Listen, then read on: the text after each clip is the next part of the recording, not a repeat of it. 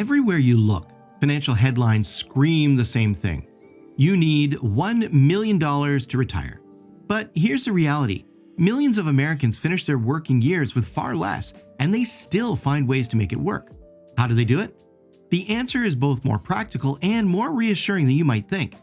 In this video, we'll break down what real retirees actually live on, using real numbers, and explore why the $1 million target may be distracting you from what truly builds financial stability. So, why are we all chasing that number in the first place? The $1 million myth we keep chasing is one of the most persistent ideas in personal finance. A target so ingrained that it feels less like advice and more like the rule. The idea sounds simple enough. Set an ambitious goal, save relentlessly, and eventually you'll reach financial freedom. But for decades, the same message has been repeated by magazines, news shows, and financial apps without much context. The reality is that very few Americans ever reach that seven-figure balance, and yet millions still retire successfully without it. The gap between what's promoted and what's actually lived has quietly shaped how people approach money in their later years. The $1 million benchmark is popular because it's tidy and appealing. It's a round number that looks impressive and feels definitive, a finish line, a clear destination. It spreads easily through financial apps, online tools, and bold media headlines. But the truth is, that big symbolic number can do more harm than good. It creates the illusion that everyone's financial journey should follow the same straight path, ignoring the huge difference in income, expenses, and lifestyle. For many people, the number doesn't inspire action. It does the opposite. It overwhelms. Federal Reserve data tells a very different story. The median retirement savings for Americans aged 65 to 74 is just $200,000, a far cry from the $500,000 or $1 million figure that splashed across news headlines. While averages appear higher because of a small number of wealthy households, the median paints a more accurate picture. Roughly half of retirees have less than $200,000 saved, yet most still manage to maintain steady, comfortable retirements. The discount between those real numbers and the lofty advice many people hear every day fuels a sense of frustration that doesn't reflect real financial outcomes. When experts and news outlets insist that you need seven figures to retire, the emotional impact can be paralyzing. Many people look at that number and assume they're too far behind to ever catch up. That feeling of defeat often leads to inaction, skipping smaller, meaningful steps like consistently contributing to a 401k, paying off debt sooner, or planning around Social Security. This is what real financial paralysis looks like. Being so focused on an impossible goal that you neglect the achievable ones that actually build long-term stability. The irony is that these smaller moves, steady saving, smart budgeting, managing expenses, are exactly what create financial security over time. Another problem lies in the stories we see. Financial media loves showcasing exceptional cases. Early retirees with $1 million portfolios who live out of dream lifestyles in exotic locations. These stories make for great headlines, but they're outliers. They present a narrow and unrealistic view of what normal retirement looks like. Meanwhile, the majority of Americans, those living comfortably on modest savings, Social Security, and careful spending, receive far less attention. Their stories may sound ordinary, but they represent the real norm and demonstrate that enough looks different for everyone. It's also important to recognize that for some households, that $1 million goal makes sense. A couple living in a major city with high housing and healthcare costs may genuinely need a larger cushion. But for someone in a smaller town with lower expenses and a paid-off home, that same number may be far beyond what's necessary. The real issue is the one-size-fits-all thinking that leads to fear rather than planning. Personal finance isn't universal. It's personal by definition. The right goal depends on your income, location, and lifestyle, not on a generalized benchmark. So if not $1 million, then what truly works? The answer is far more grounded than most headlines suggest. Millions of Americans step into retirement each year with far less than that symbolic figure. What allows them to make it work isn't luck. It's a combination of reliable Social Security benefits, paid-off housing, and supplemental income from savings or part-time work. Together, these sources create a stable foundation that supports comfortable living without the need for a seven-figure cushion. And that's where we start to uncover the real story. Not the myth that dominates financial news, but the framework that actually sustains most retirees day to day. Understanding how these modest yet dependable sources of income fit together reveals what retirement really looks like across America. So, what does retirement actually look like for most Americans in real numbers? If $1 million isn't the standard, the real picture comes from what retirees actually live on. The data from the Federal Reserve's Survey of Consumer Finances gives us a clear snapshot. Americans aged 65 to 74 typically hold about $200,000 in their retirement accounts. That's the median, meaning half have more, half have less. At first glance, that amount might seem too small to stretch over decades of retirement.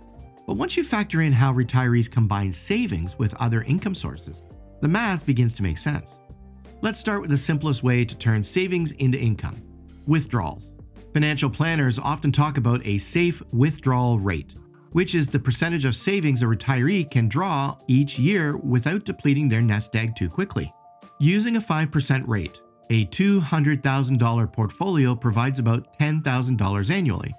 Alone, that figure might not sound like much, but it's just one piece of the puzzle. The cornerstone for most Americans is Social Security, a true lifeline for millions. The average benefit for a retired worker is around $2,000 per month, or roughly $24,000 per year. Combined with the $10,000 from savings, that totals about $34,000 in annual income. That lines up closely with the U.S. Census Bureau's data showing that median households' income for retirees falls right in that same ballpark. So what seems like a modest nest egg actually fits perfectly into what most older Americans are already living on. For couples, the equation looks even more balanced. 2 Social Security checks can bring in approximately $48,000 per year, and adding that same $10,000 in savings withdrawals lifts total household income to around $58,000. That nearly mirrors the national median household income of about $50,000 for Americans aged 65 and older. When combined with shared expenses, a paid-off home, and a cautious approach to spending, that income supports a stable, middle-class lifestyle, all without ever needing to hit 7 figures. Now, let's see what that looks like in real life. A single retiree renting a small apartment might rely mostly on Social Security, with a modest boost from their savings, perhaps totaling around $30,000 a year. In many lower-cost areas, that's enough for a simple, steady life. A couple receiving dual benefits and drawing lightly from investments could comfortably reach $45,000 to $50,000 annually, leaving extra savings for emergencies or the occasional trip. These stories are not the exception. They represent the financial reality for millions of retired households nationwide. Timing can also make a major difference. The median retirement age in the US is 62, but delaying benefits until 65 or full retirement age increases Social Security payments significantly.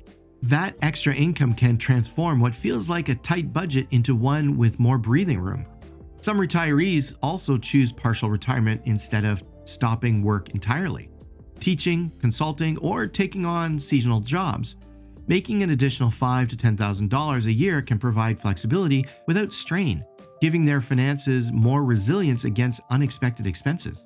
That combination, modest savings withdrawals, reliable Social Security income, and a bit of continued work, is what keeps most retirements stable. The system may not guarantee luxury, but it provides security for far more people than the $1 million rule implies. Most retirees aren't chasing extravagant lifestyles. They're managing resources thoughtfully and focusing on what they can control. The balance comes from not having more, but from coordinating multiple steady income streams to support everyday life. But income is only half of the equation. The other half, often more powerful half, lies in how retirees manage their spending. Because once you look beyond the income side, a new insight emerges. Many retirees thrive not by earning more, but by needing less. That brings us to one of the most overlooked forces shaping financial security in retirement: how simply you live. Less spending, more stability isn't just a catchphrase. It's the hidden power that quietly sustains millions of households later in life. When you break down the numbers, the biggest difference often comes from housing. About 80% of Americans over 65 own their own homes, And research shows that just over 1/4 are still making mortgage payments. That means the clear majority of retirees are living mortgage-free, and that status changes everything. Removing a substantial $1,500 monthly payments instantly stretches a $2,000 Social Security check much further, freeing money for food, healthcare, or savings that might otherwise be swallowed by housing costs. Property taxes and maintenance remain, but without the weight of a loan, monthly budgets become far more manageable. Housing is usually the single largest line item in any budget, and eliminating it redefines what enough truly means in retirement. The savings difference between owning a home outright and carrying a mortgage is significant. Homeowners without mortgages routinely spend several $1,000s less each month than their renting or indebted peers. Renters face unpredictable increases year after year, while property ownership typically provides more stable costs. For retirees on fixed incomes, predictable expenses are just as valuable as high income. Surveys consistently show that those who are mortgage-free report lower stress levels and greater satisfaction, even when their total income is modest. Spending patterns tell a consistent story. The median spending for households aged 65 and older is about $34,000 a year, and by age 75, that figure drops by nearly 19%. It isn't about cutting back out of necessity. It reflects gradual lifestyle adjustments. Less commuting, fewer restaurant meals, shorter trips, and downsizing living arrangements all contribute to the decline. While healthcare expenses tend to rise with age, they're often offset by decreases in nearly every other category, from entertainment and transportation to clothing and housing. Over time, these small changes build a simpler, steadier financial rhythm. This is why retirees living on moderate incomes often feel more stable than expected. As total spending decreases, the difference between what they earn and what they need shrinks. For many, Social Security alone can cover most essential costs, with small investments, withdrawals, or part-time income filling in remaining gaps. Those who simplify their lifestyles before leaving the workforce frequently experience greater peace of mind than those who focus solely on maximizing income. Financial comfort often comes not from earning more, but from reducing the pressure of expenses that once felt non-negotiable. Debt management is another critical factor. The median non-mortgage debt among retirees, roughly $11,000, mostly comes from vehicles, credit cards, and small personal loans. Yet, experts emphasize that the best way to ease financial strain in retirement is to enter it completely debt-free. Every payment towards interest chips away at cash flow that could be used for necessities or savings. Retirees who pay off their mortgages, car loans, and credit card balances before leaving work consistently report a stronger sense of control over their finances. Eliminating debt doesn't just lower costs, it safeguards flexibility, a necessity for anyone living on fixed income sources. Controlling fixed expenses becomes a quiet but powerful strategy. Every reoccurring bill that disappears strengthens long-term stability. A retiree who no longer faces housing or loan payments needs far less income to maintain that same standard of living and feels less vulnerable to inflation or market swings. The lower the required monthly outflow, the stronger the sense of independence, and the more resilient the overall plan. Financial freedom in retirement often has less to do with collecting assets and more to do with shredding obligations. Many retirees who've simplified their expenses describe a lighter, more stable life. Their budgets may be smaller, but so are their worries. And once that baseline is secure, another question naturally arises: how some retirees are finding new ways to keep both income and purpose flowing, long after their full-time careers end. For many people today, retirement no longer follows a single straight path. It bends, adapts, and often continues in ways earlier generations might not have expected. This is the flexible retirement most people don't talk about, and it's becoming more common each year. The old image of retirement as a hard stop, one day you're working, the next day you're done, has largely faded. Instead, more older Americans are extending their earning years in some form. Social Security data reveals that 68% of people aged 62 to 64 still report earnings, and even among those aged 70 to 74, 30% continue to work. Sometimes that means a few hours a week, other times part-time consulting, seasonal jobs, or small business ventures. Either way, paid work remains woven into life well beyond the years once considered an endpoint. For many, this continuation isn't just about the paycheck. Work often provides purpose, structure, and social connections, things that don't automatically disappear with age. After decades of maintaining a routine, many people find that staying engaged, even part-time, feels more natural than stopping abruptly.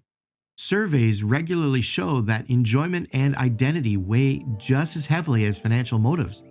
It's less about necessity and more about maintaining a sense of contribution and belonging.